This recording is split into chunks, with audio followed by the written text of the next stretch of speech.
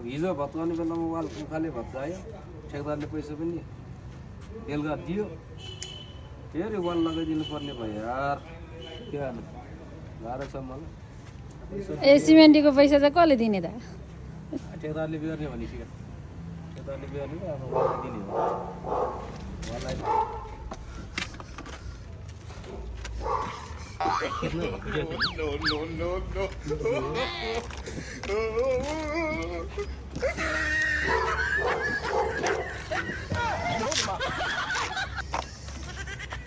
अब यस्तो घोला लाएर टक्क लाएर वाल लाउनु पऱ्यो, नलड्ने गरेर।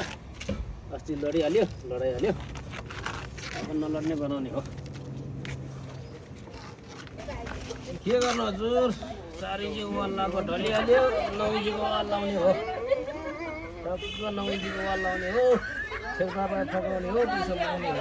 बेलुका अलिअलि दियो, बाँकी पैसा बाँकी छ, बाँकी पैसा पनि माग्ने हो। टक्क वाल लाउने हो, साबेले हाल्ने हो मसला पनि ल्याङ ल्याङ यसरी हाल्ने हो।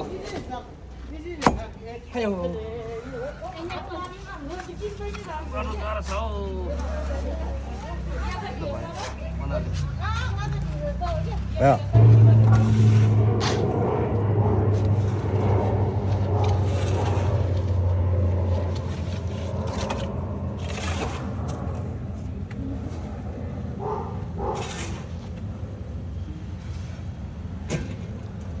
हिजो भत्काएको वाल सोझाएको हिजो भत्काएको वाल अब 9 इन्ची बनाउने हो। सबैले अब 4 इन्ची वाल बलियो हुँदैन भन्दो रहेछ।